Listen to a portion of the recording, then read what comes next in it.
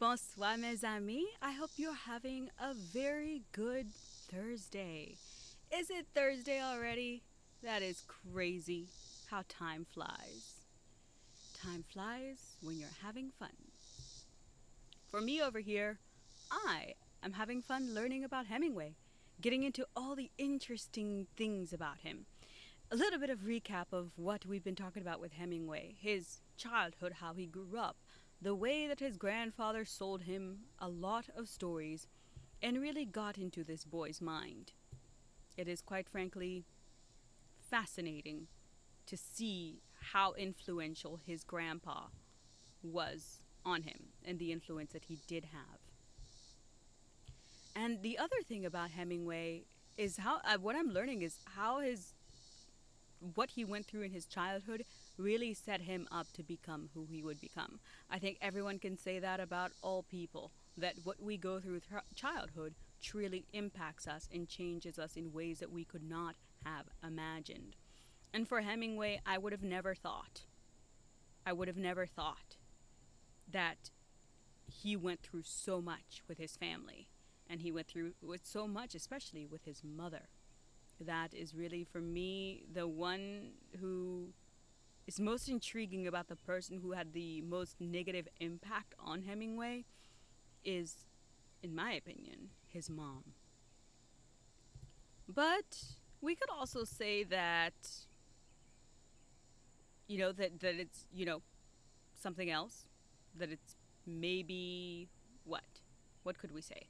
Maybe it's the other women that he met, that nurse who basically, I don't know, ruined his life and kind of took advantage of him and set him up to become a person who would have an extremely difficult time when it came to love and trusting women. It would appear that Nurse Agnes really did a number on him. And men going to war. In the case, I think 18 is still very young for a man, even though he is a man. Going to war as a young man, 18, and having like a woman who's like 6 years your senior, 7 years your senior, take advantage of you when you're recovering and you're recuperating from such emotional trauma as well as physical pain. It's crazy. So I think his mom and this first nurse that he met in the war and had a relationship with in the war, whether it was platonic or not, is questionable, because this lady denies that she ever slept with Hemingway. However, given the stories that Hemingway wrote, and given what our title is, this man turned his first time into a short story, which is typical of a writer. Ladies, be careful about sleeping with writers, or vice versa. Gentlemen, be careful about sleeping with writers. You may just find yourself an inspiration. But in the case of Hemingway, he did not disguise people's names sometimes. He just put people's real name in the paper, in the story. And I think he made this first mistake when he was beginning, and again, he's still a young man, 19, 20, so still very green, learning a lot. But his first story he wrote, he put the people's name, real name, in the story, and then a whole debacle went down, and I think he learned from that. Although the nurse Agnes, even though he didn't use her real name, it's inescapable.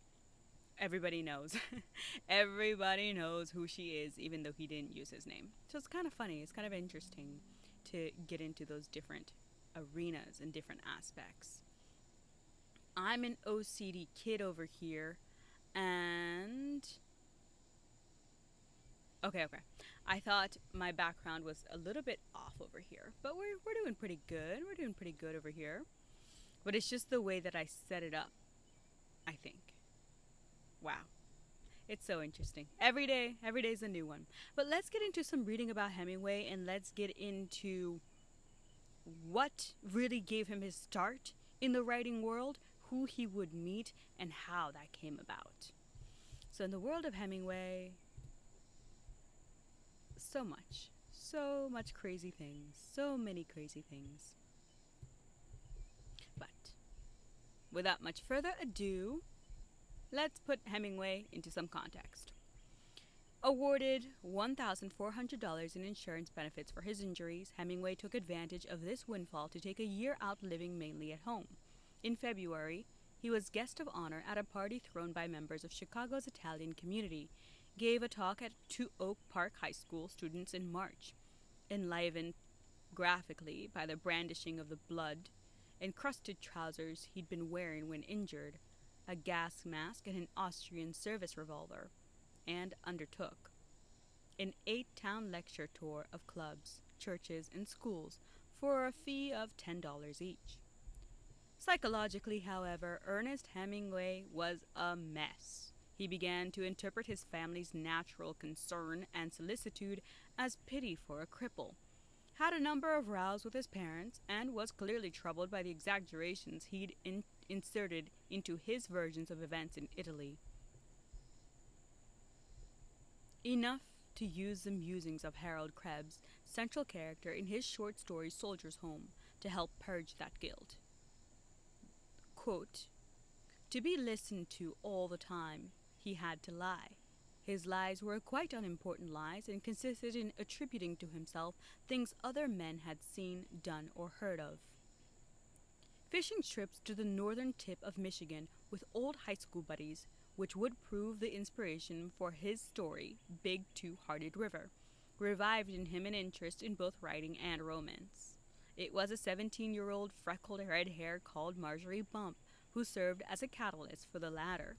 Although she was unconditionally attracted to the younger war hero, surely enough for their relationship to have been a success, Marjorie was destined to serve only as an inspiration for two Nick Adams stories, The 3-Day Blow and The End of Something, both of which cast a jaundiced eye back to the end of unsatisfactory love affairs. Despite his drunken ramblings, Chink Dorman Smith of week-long couplings with an insatiable Sicilian woman, it is generally accepted that Ernest Hemingway finally lost his virginity in the summer of 1919, while staying with Oak Park friends of his family, Jim and Liz Dilworth, at their holiday home in Michigan. Several years older than him and a waitress in a local restaurant, the woman's initiation of Hemingway into carnal delights would make their own way into print as Up in Michigan, one of the 3 stories and 10 poems privately published in pairs by Bill Bird in 1923, but with Horace Lavright cautiously omitted from trade editions of the early collection in our time. Hemingway's graphic description, quote, she was frightened, but she wanted it. She had to have it, but it frightened her. Of the sexual encounter was considered unprintable by Gertrude Stein and would appall his family, not least because he called his rutting couple Jim and Liz, their friends' real names, of course. He would draw on real life, too, during the 2 months he spent lodging at Potter's rooming house in Petoskey, a small town on Lake Michigan, destined to become the setting for his satire, The Torrents of Spring.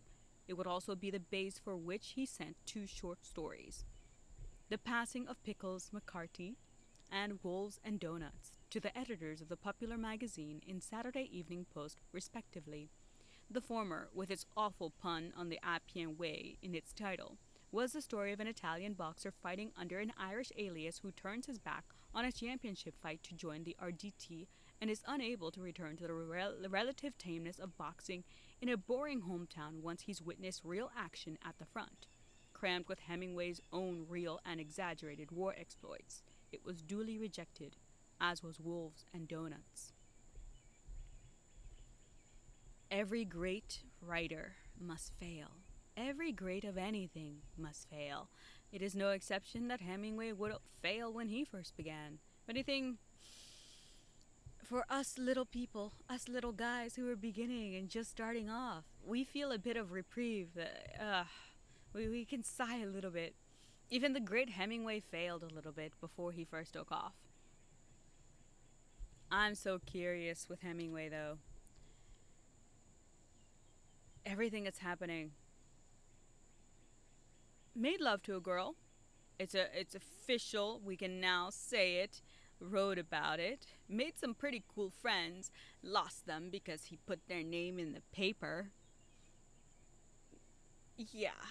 As a person who has decided to live my life in a public manner, I have done the right thing and learned from people who have seen gone before me, and I've decided to specifically never even mention my friends' first names on my podcast. And if something does happen, I mention probably I will only ever mention first names. I just, I, but then again, maybe if I was 20, if I was 19 and a little naive and I had less understanding of all these things, I probably would have said my name out loud. Maybe. We never know. We never know. But all the technology that I have, it means I can be wiser than Hemingway was, at least in that context. But Hemingway came home from Italy, did the thing, he's an invalid in a way. Like his legs, yeah, they kind of work, but they're not real, they're never going to be what they were. Like he can't run like he used to. He can't do anything like he used to. And his family and his parents, being concerned about him, he's like, why are you treating me like a cripple? Like, the whole, you've heard it before. The war hero who comes back home and has a hard time adjusting to life. We can imagine that Hemingway would have gone through something similar. However, I know Hemingway marries Hadley, his first wife. His first wife is 8 years older than him. Yeah, we mentioned a little bit about this yesterday, but the woman that he fell in love with, Agnes von Korowski, same thing, 7 years older than him. So I think for Hemingway, you can kind of see that he likes to date women who are older than him.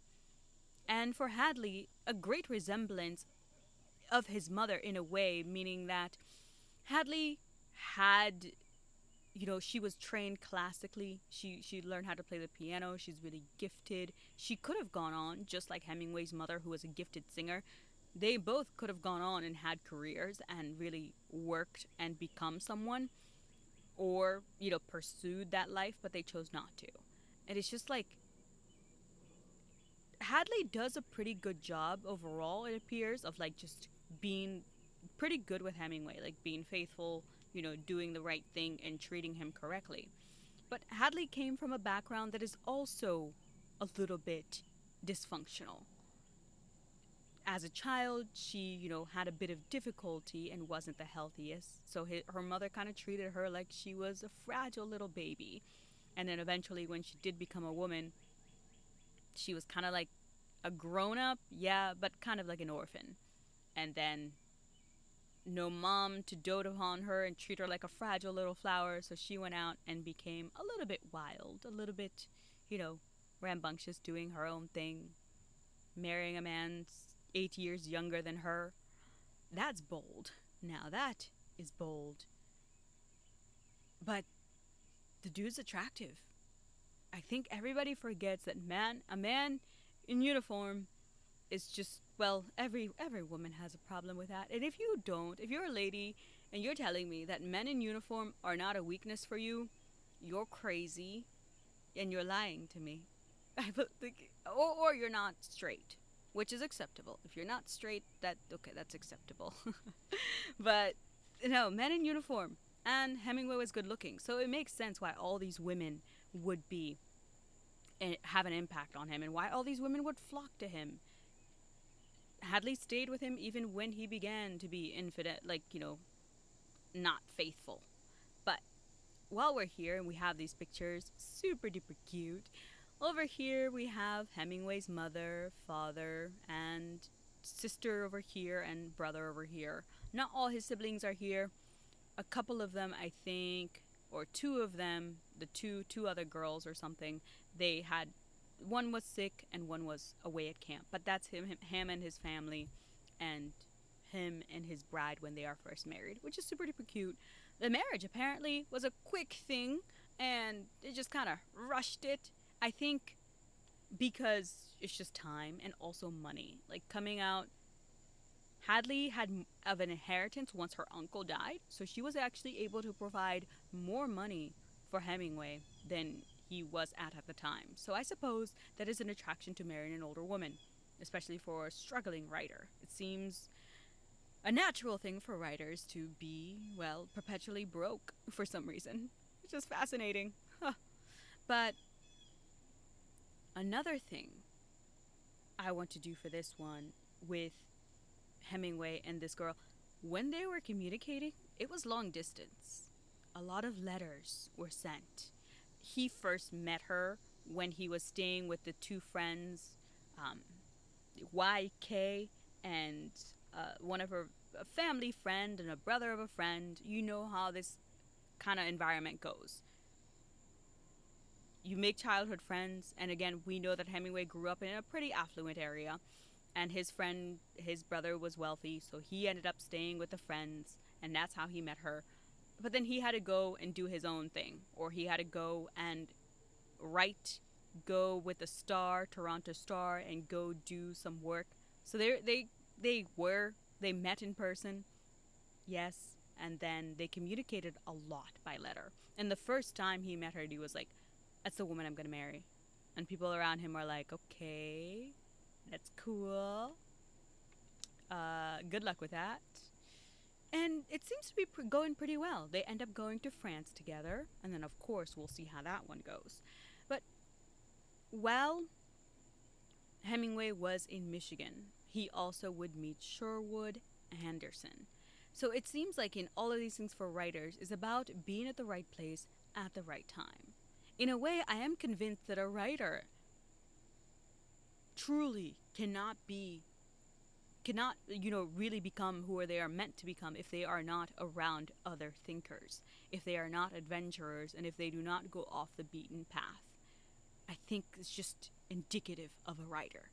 You have to go out and you have to suffer and you have to go off the beaten path and just go against the wishes of everyone around you, especially your parents. And I think Hemingway did that beautifully. I don't think you can't be so good or such a good writer without suffering a little bit. Or you can't be a good writer without first living and going through some difficulty. And Hemingway's difficulty primarily stems from his family life, especially his parents. And through his adventures of rejecting everything his parents had set up for him, he would end up becoming acquainted with such people. Let's do some more reading and get some more info in how exactly he ended up being in the position to meet a man such as Sherwood Anderson. And what was the impact? How did Sherwood Anderson help him become known? How did he help him get on the map or be on the journey to become? Well, Hemingway.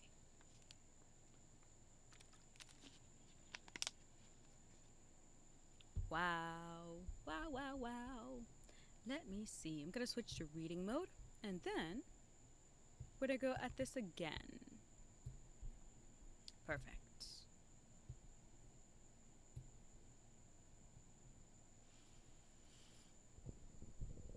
His natural disappointment and sinking morale were to be shaken off by an unlikely sever at year end, and this was Harriet Conable, one of the audience who packed the Bukowski Public Library to hear what would be Hemingway's last war lecture.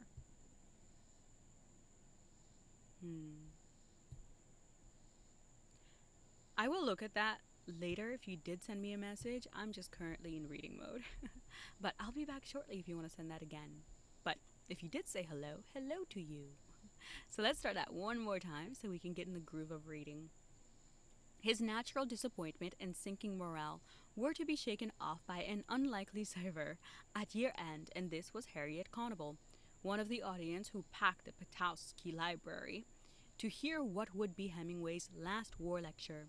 A friend of his mother's, Harriet, was the wife of Ralph Conable, the man who had masterminded the rapid growth of the Woolworth Empire in Canada, from an original 10 stores in 1915 to more than 100 stores by 1919, and the mother of Ralph Jr., only a year younger than Hemingway and lame since infancy. To the Conables were planning to spend a month in Florida and were looking for a tutor/companion to stay with and draw out their amiable but shy and lonely son in the large gray stone mansion they owned in Toronto. Ernest Hemingway, sportsman, war hero, and aspiring writer, fitted the bill superbly. He was quick to accept their offer of $50 a month plus generous expenses to supply you, as Conable's letter explained, with the necessity funds to pay for such entertainment and sports as you feel would lead Ralph along the right channel. Domestic servants at his beck and call, and Ralph's promise to introduce him to influential figures at the Toronto Star Weekly. True to his word, Conable took Hemingway to meet, among others, the paper's features editor, Gregory Clark. Underwhelmed by his first impressions of what he would call as a large, rather heavy, loose-jointed youth who appeared shy, anxious, and restless, and had a queer, explosive way of describing things, Clark nevertheless fell under Hemingway's charm, accompanied him on a fishing trip and skiing, and became a good friend to a man he characterized as a weird combination of quivering sensitiveness and preoccupation with violence. Thanks to Clark's recommendation and the weight of Ralph Conable's influence, to our weekly editor J. Herbert Cranston, who didn't see Hemingway as likely to develop into anything out of the ordinary, was prevailed upon to give him a chance to write some human interest features at a maximum possible fee of $10 per story. Riding up a storm, the tireless Hemingway submitted 11 stories, which were published by the Star Weekly between February and mid-May, and another 22 stories between the end of his summer holiday at Walloon Lake and his departure for Europe, as a reporter for the Toronto Daily Star in December 1921. Okay. So, he got a chance. He was at the war hero stuff. He was giving his lectures, got a chance. A friend of a friend, like I said, in such communities, do you like writing stories? Can you elaborate? What do you mean writing stories? But in the meantime, I have some more thoughts. But to go on, in this kind of world, it's all about that who you know more than what you know. Because this wealthy woman was a friend of his mother's, and so she acquired his help to help her son, but then her husband was an influential man who made a lot of money by that time, or that at that point in time. And what happened? He was introduced to writers or people at a Star, the Daily Star, and was able to come, be in that environment and get a job. And then he would end up going and meeting more people around a different area and moving to a more affluent area with some friends again. Do you ever write any fiction or anything? I know you mainly read nonfiction. Honestly, writing is something that has come on my heart a little bit. I'm telling you my secret over here. Yeah. Oh, I don't know if I could ever do it because I'm such a perfectionist. I'm afraid I would never finish a book. Or if I did finish a book, I wouldn't finish the series. I would be one of those authors that would die, and then people would be waiting on one last book. But the other thing about writing, it intrigues me, but it's a lifetime of work. It really is. But I have dabbled and thought about it. If anything, I think if I were to write anything, it would have to be fantasy. If I were. But I do read nonfiction currently because this is my job, and I take my job very seriously. So that is why I read nonfiction, and I genuinely enjoy learning about such figures, and I learn from them. So I enjoy learning about the person, the figure, the subject, and then in that story, I learn and utilize these skills or this little nuggets of information in my daily life. So it's enjoyable to me. I love it. But at my heart, I'm a fantasy girl. I read fantasy books.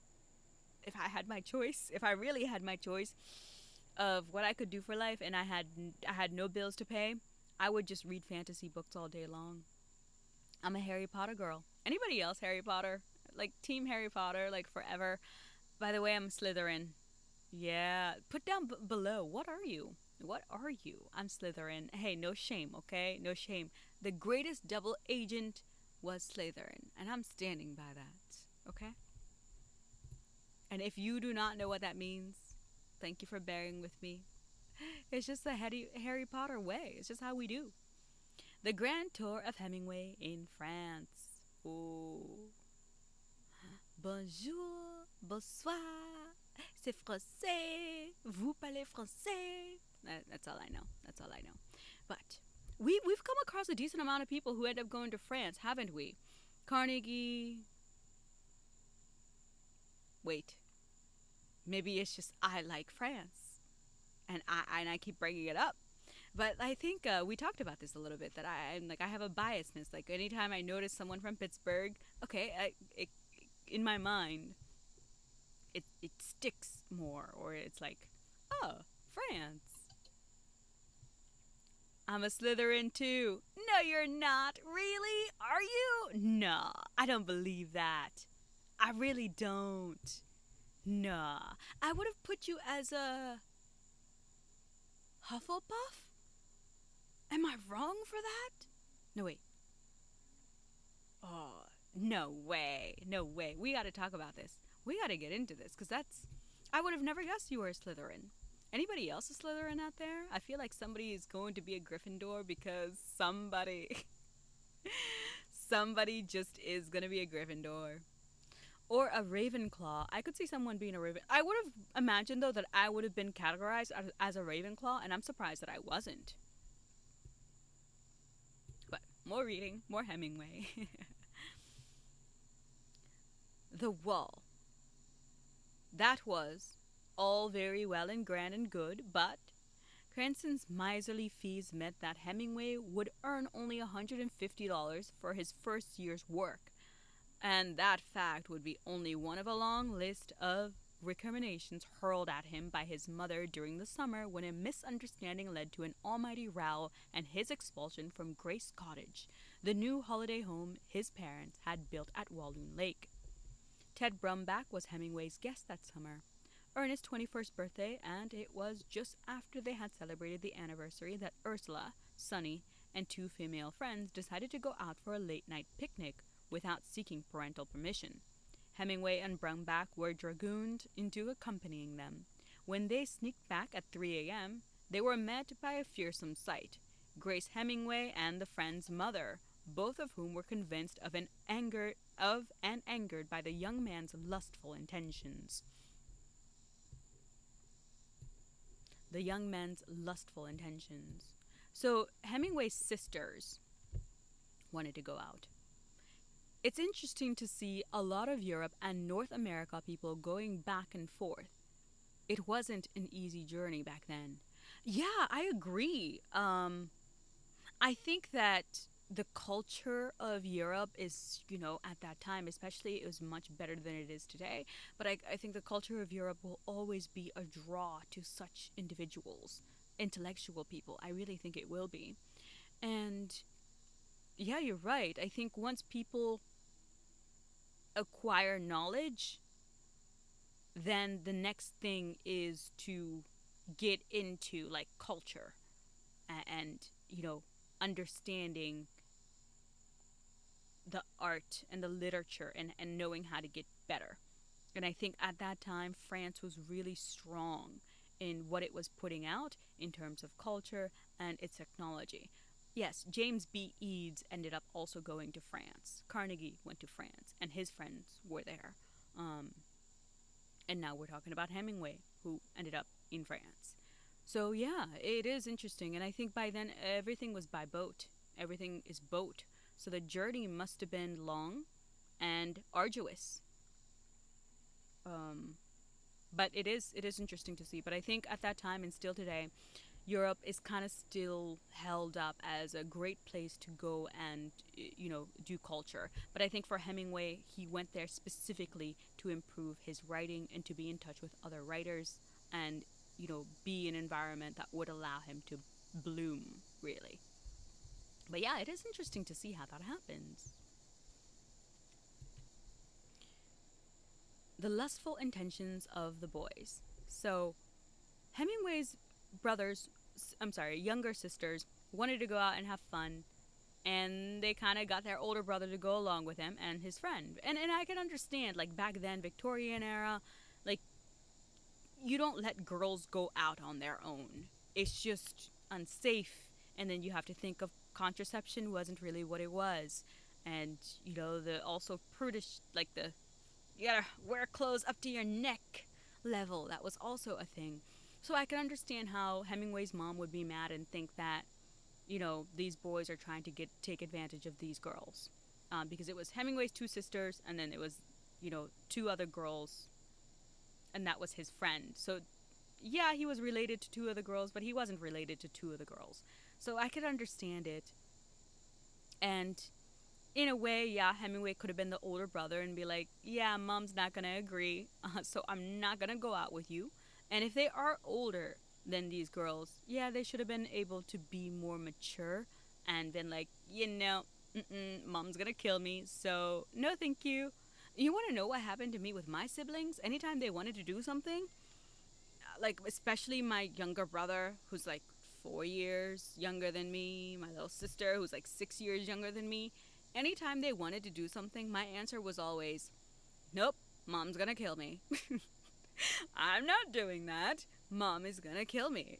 I was like, and my little sister would always be like, I wanna hang out. I wanna do this. And I'm like, I'm sorry, mom's gonna kill me. So I can't hang out with you. And I don't wanna hang out with you because you're my little sister. And nobody hangs out with their little sister. Guess what happened? Last year or 2 years ago, I went back home and I was a loser. Like, different things happening. But I was at home and I was chillaxing. And, my parents work.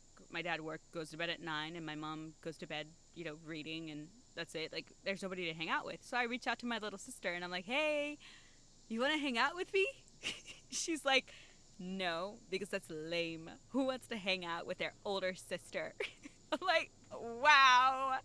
She's been waiting to come at me with this. I'm just like, okay, sis, fine. You know what? I'll talk to you 10 years from now, and then we can make fun of each other, okay? But it'll be like, we'll see 10 years from now when you don't have any friends and you're trying to hang out with me. Well, we'll talk again. But it was just so funny. My sister was just like, you told me who wants to hang out with their little sister, and you're just a tattletale who's going to tell mom, so I'm not telling you anything. And I don't want to hang out with my older sister. You're just lame. And I'm like, wow. The roasting over here? Thanks. See, I almost said my little sister's name out loud, and that would have been so bad, and I would have felt bad, because it's like, this is not her job. Like, that's what I mean. Hemingway, you can't put people's name out there and expect them to not be upset with you, especially their first name, and you're printing it about, like, sexual content. This man is bold, brazen, and, well, you should not kiss and tell. Everybody knows that. Don't kiss and tell. Sibling love is so unique. Oh, man. Unique? You mean merciless? Oh, my God. Anybody else have crazy stories about their siblings? Or you can tell me something? Put it down below. But unique? Nah. They're brutal. Are you the oldest or are you the middle one? I can't recall. I'm the middle child. So I have middle child syndrome. And if you have middle child syndrome, put it down below. But siblings, yeah, unique is a kind way of putting it, indeed. But let's get into more Hemingway and how he let his little sisters tattle on him or get him in trouble.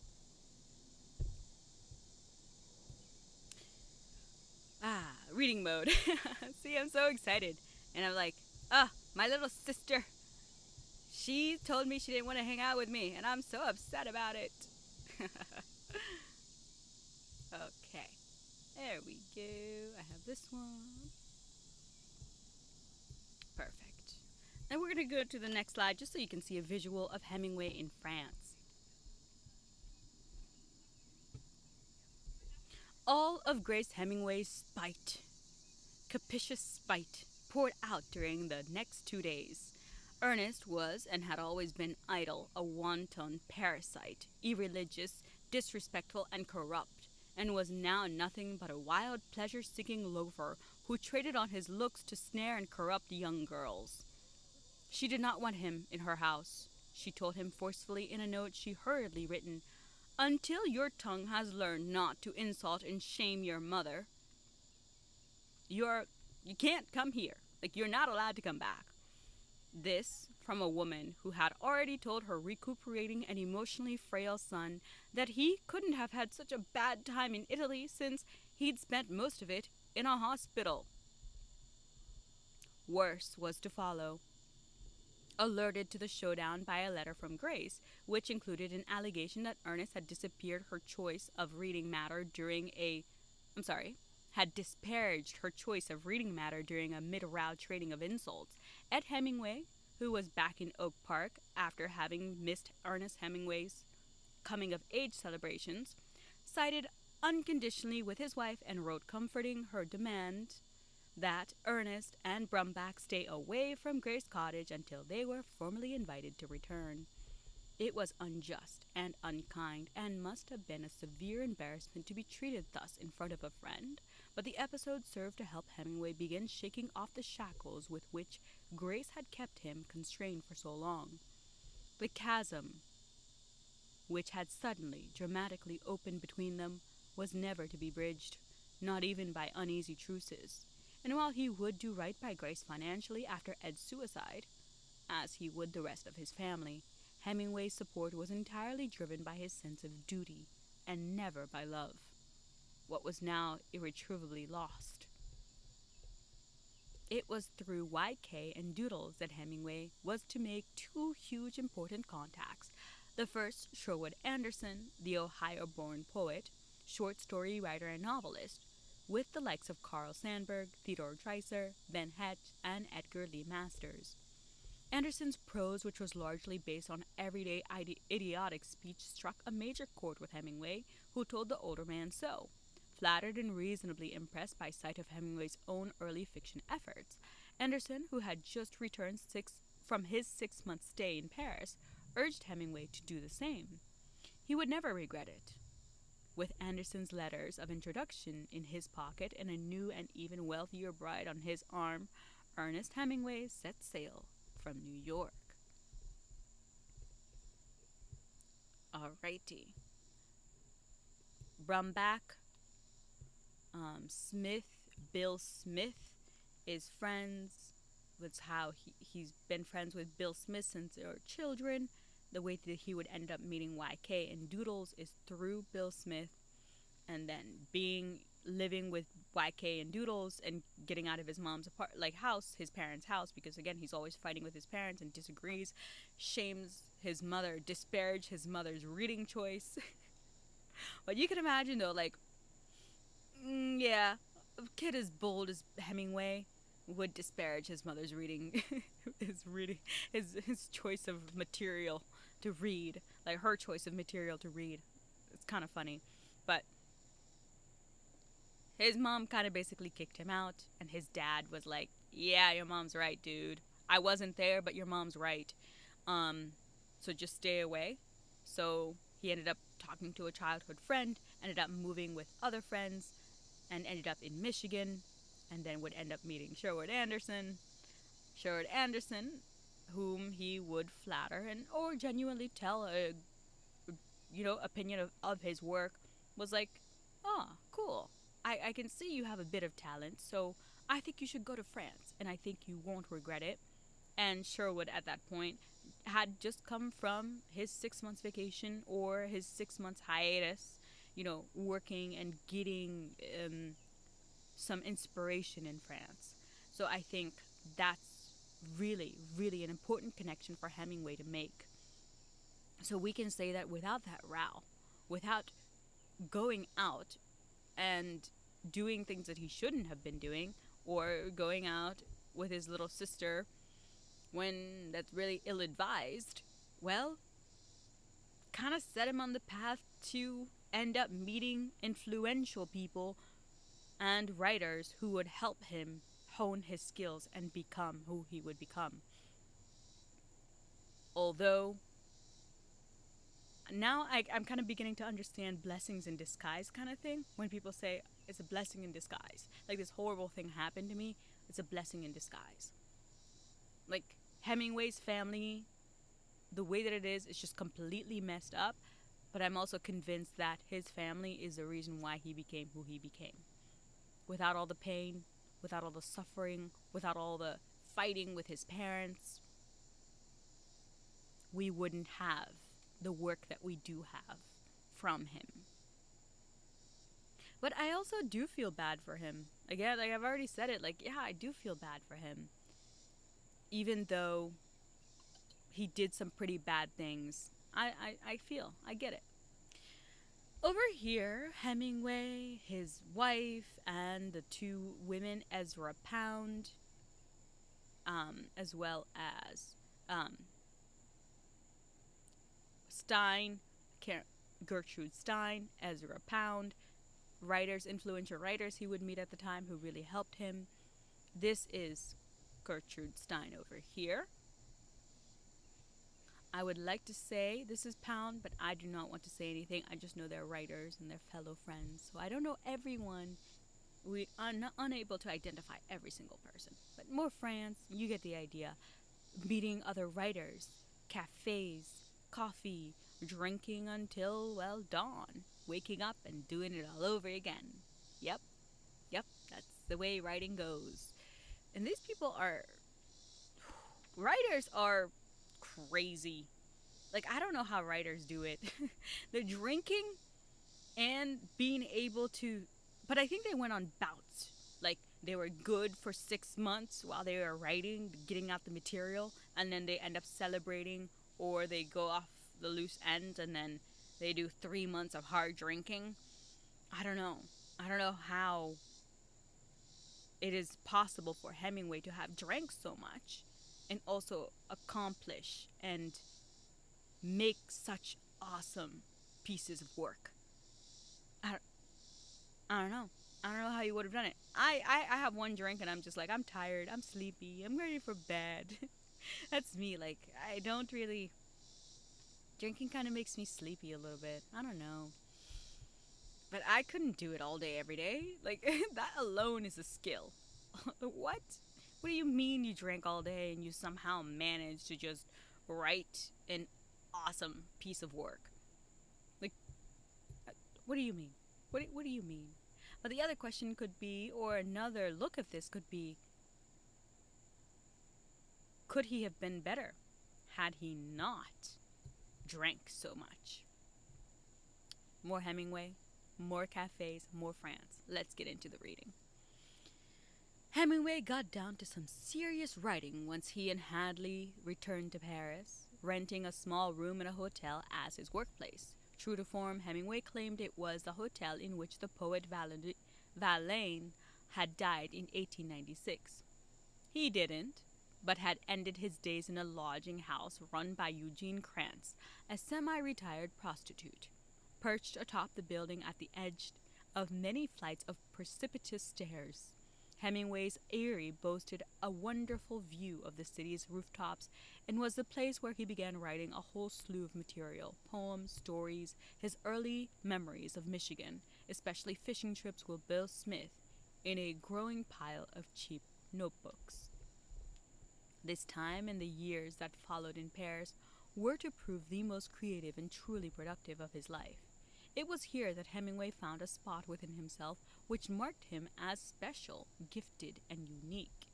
And if the words did not always flow easily, he was surrounded by people who understood artistic process, could commiserate when writer's block struck, be trusted to give educated advice when asked, knew how to celebrate properly when things came out right.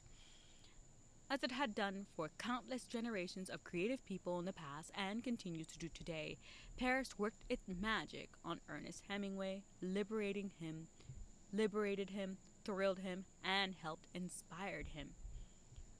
One of those who would emerge as a stalwart friend and influential contact was Gertrude Stein, the Pennsylvania-born writer, self-styled genius, and eccentric whose Paris home was a magnet for most of the leading writers and artists who either lived in the city or were, like Hemingway, seeking some of its magic.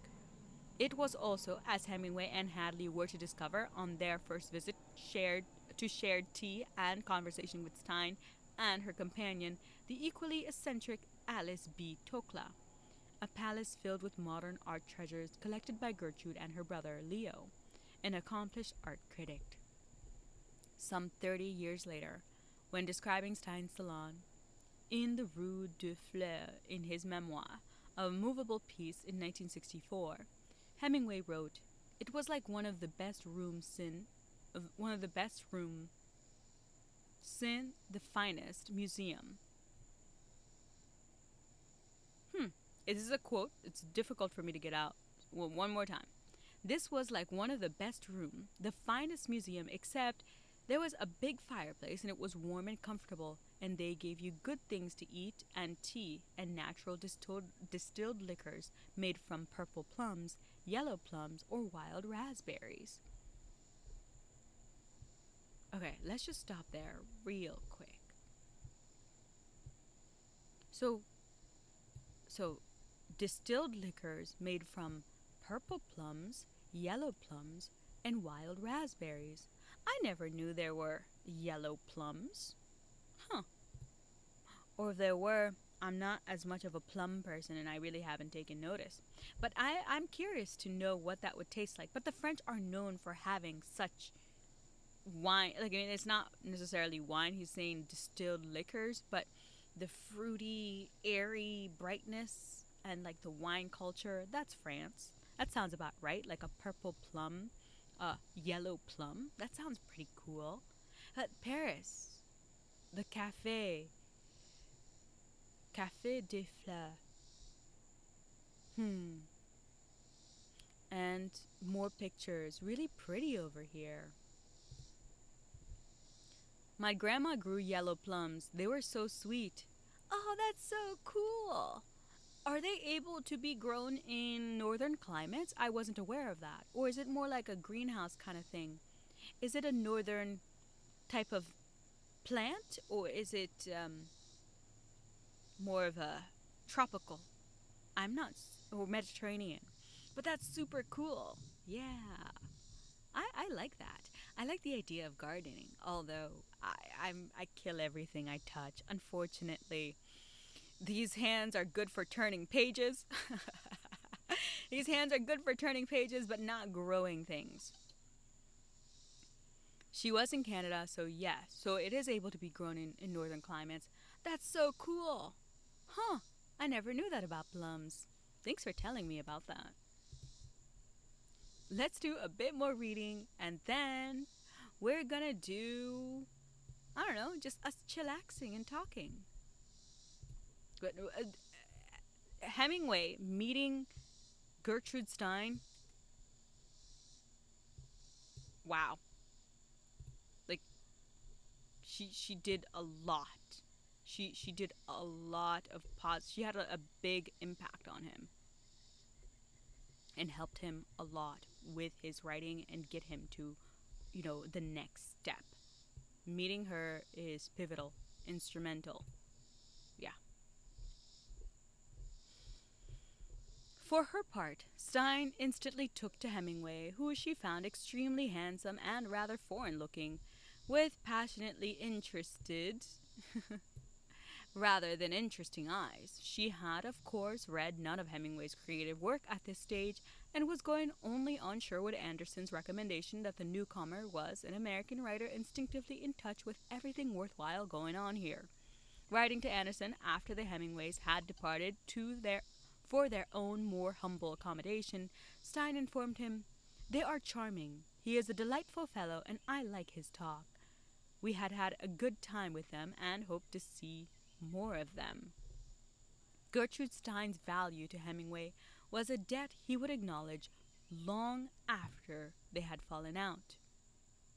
It was his habit to meet her in Luxembourg Gardens for long walks, during which he would soak up her theories of language and art, or call in the house on Rue de Fleurs, where she could talk to him through her collection of Cézanne, explaining how his method had inspired her unique writing style, which used repetition and subtle shifts in emphasis, just as a painter used his brush to create light and shade. Cézanne, explaining how his methods had inspired her own unique writing style, which used repetition and subtle shifts in emphasis, just as the painter used his brush to create light and shade. Fascinating. Writing is an art. Of course, it is an art. Writing is an art. And being introduced to just such a small thing, like being introduced even to that concept of like one emphasizes words in different points or at different points in time to shade and bring an image to life, such as an artist shades and brings a picture to life. That's pretty cool. The writing is difficult because the amount of learning that needs to go into it before you even begin to scratch the surface. Like, the writing is difficult just that alone. Like, just to understand and just to get a grasp. I think it's a work that takes a lifetime. I don't think writing is something that someone can just do and then, like move along and go to the next part. I think writing is like it's in your DNA. Whether you start early or later in life, I think writing is something that it will take your entire lifetime to master. But one could say that the same thing about this medium, like being on this platform and learning how the subtle nuances and all the intricacies. It's an art. One has to learn how to grab hold and speak and not be too boring but exciting enough, yet provide enough information, but not too much information. But be concise and intriguing, yet not too wooden. Move, but not move too much. Those are the intricacies and what Hemingway would have to play along with. And I can respect what this man had to go through and the learning process. But Stein showed him a decent amount of stuff. La Mère Catherine, maison fondée en, I don't know. I can say 83.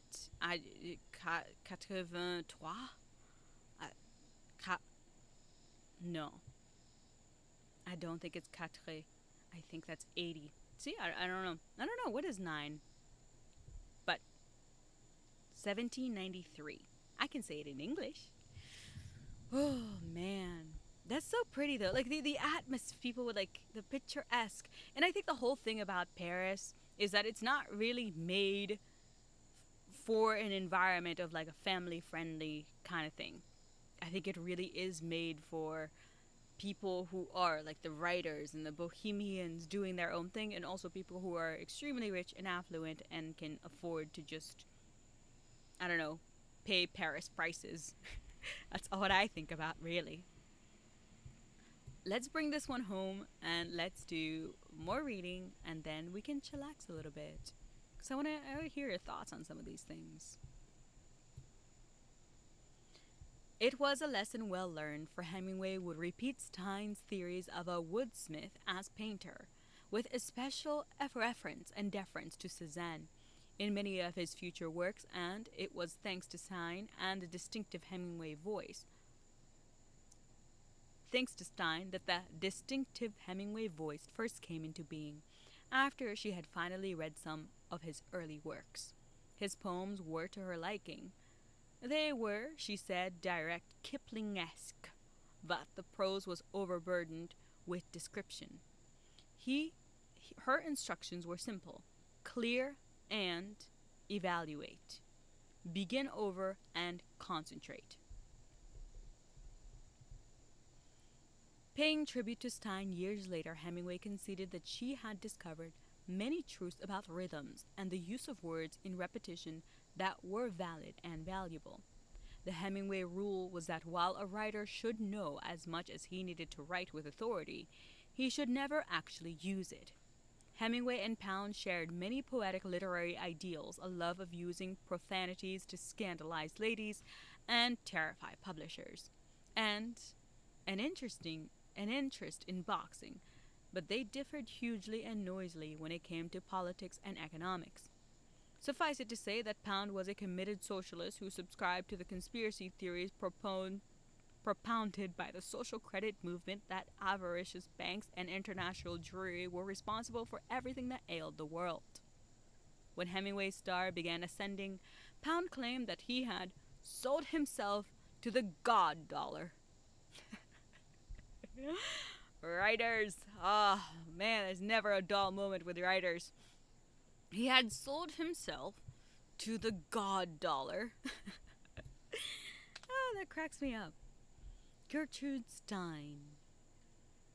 Cool. Fun fact, this lady over here, I think it is known that Gertrude Stein had a relationship with her secretary. At the time, we call it secretary, but today we would say she had a romantic relationship with her girlfriend. I don't know, with her secretary? I don't know. The woman had a girlfriend, okay? They chillaxed. They were really cool together. And the way that they lived, you can imagine, is very France-like. And I included a picture to give you the idea of what you could envision. And of course, down below, we just have her writing and like seeing her at her desk and seeing what he does. But Pound is really funny. Pound is only like a couple years older than Hemingway, not that much older than him. But Pound is influential because Pound was able to introduce him again to more people, different magazine channels, so he would be able to begin getting his work published. That's how Pound was influential. But Hemingway had, like, somehow everyone he ended up with, like, around him, everyone that ended up around him, he ended up driving away.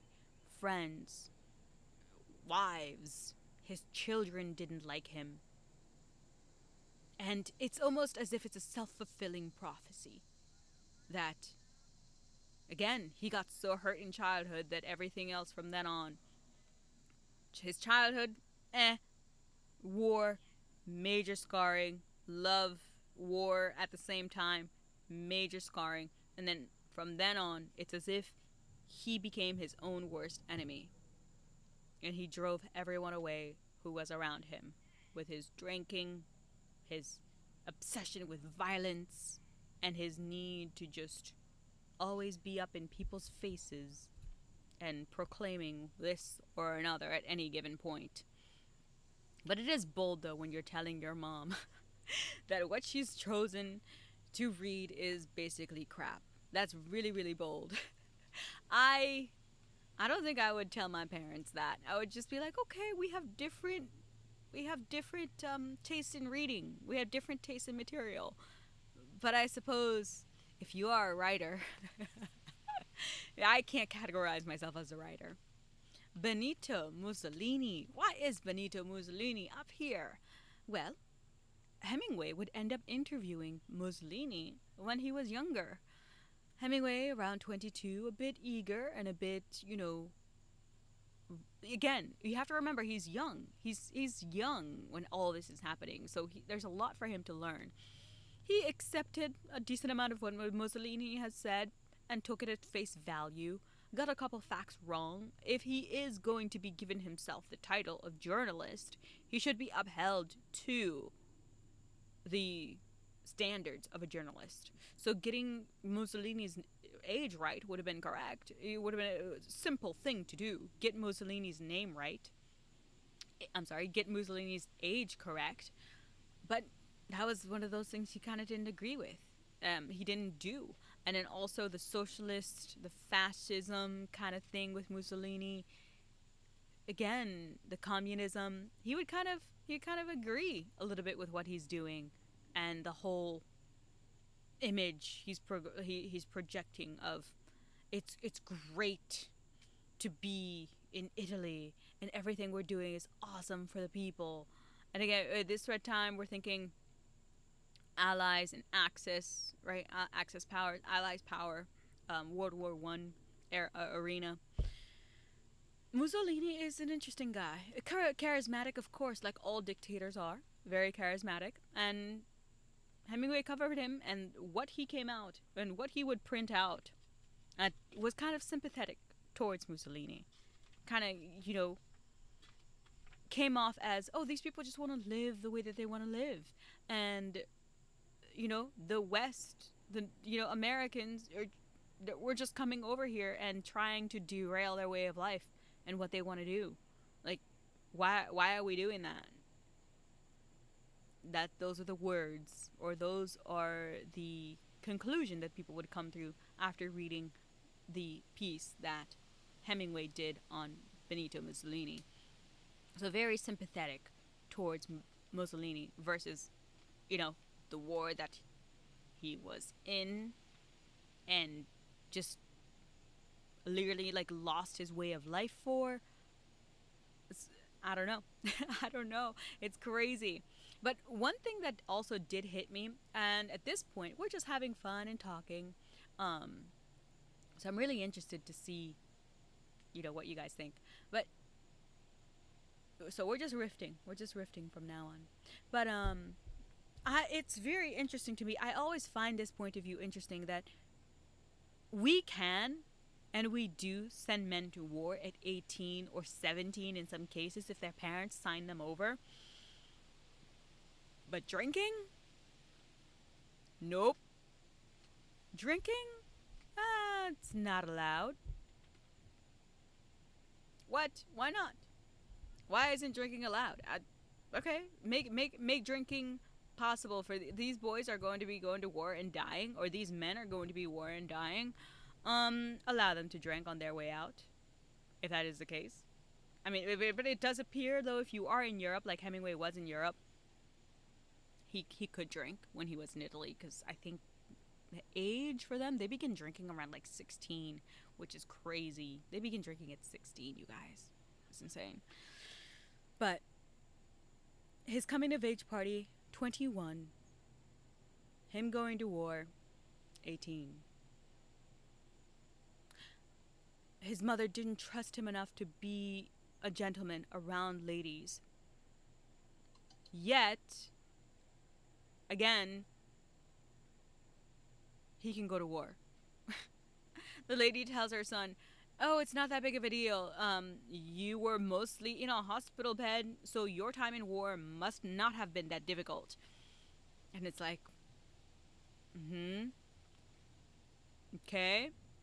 Then why? Why all this? Why all this war? And why can't these men drink at 18? They're good enough to go to war and fight and die for our country. Are you saying that brain damage is more of a problem than war trauma and PTSD and an inability to acclimate to regular society? Are you saying that a young man drinking and losing a couple brain cells at a young age is that what we're saying? And we still haven't changed this rule. It's crazy. I don't know. They're not. I don't know. They're not good enough to drink, but they're not mentally, strong enough yet. They're not developed enough yet to drink, but we can send them to war. It's cool. It's cool. Okay, this is me now, just chillaxing with you again. It's just me. I'm just so upset that, like, I would be super duper upset if my son ended up going to a war that, in my opinion, I view as just unnecessary, and just people in power, taking control and making these young men do such things that are just horrific. I don't know. That's my one thing where I'm like, my heart breaks every time. And I think one of my worst fears. I'm not a mom yet. I'm not a mom. But if I were a mom, one of my worst fears would be my child going to war and coming back a broken shell of himself, potentially. Huh? I don't know. That's just weird things to leave you with. Weird things to leave you with. But all in all, very fascinating. The world of Hemingway. I did not know any of these things about him. I had no clue. So, I've been loving the journey of getting up here with you and getting into this. And thanks for chatting with me. I learned some new things from you guys today as well. So, it's all been fun. I will see you next week because I gotta get prepared. I know, as soon as I'm done here, I gotta start getting prepared for the next thing. Next week, we're gonna continue more of this and get into the meat and potatoes of Hemingway. And then I have another fun person planned for you next after that. But our time has come to an end. Au revoir, à demain, à semaine prochaine.